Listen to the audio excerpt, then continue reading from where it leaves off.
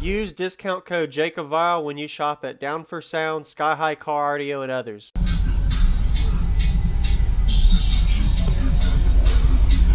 Nice. Oh, wow. Yeah, I changed a lot since you've seen it last time. Last time you've seen it, I had the sunroof in still. Yep. So you said your back hatch is pretty much closed? Yeah, it doesn't open at all. Okay, did you ratchet strap it or seal it? It just quit working. Really? Yeah. So how do you get back there if you need to work on it? I can cut a hole in the hatch. Oh, there you go, yeah.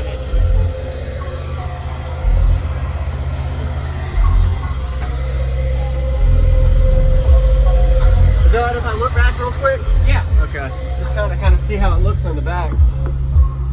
Your port's in the middle? Yep. Well, no, it's a slot port all the way across. Okay. Got it.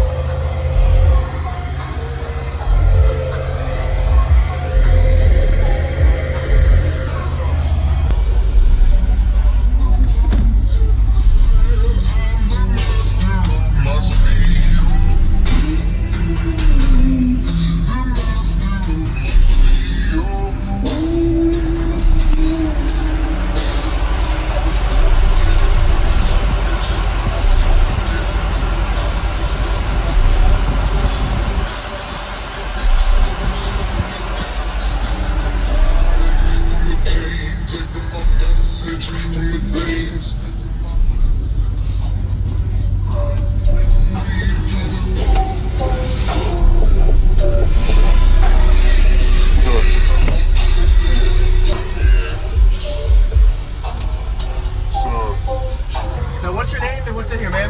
My name's Reardon. I got 4 HCCA 15s on 2 SPLX 3 pins.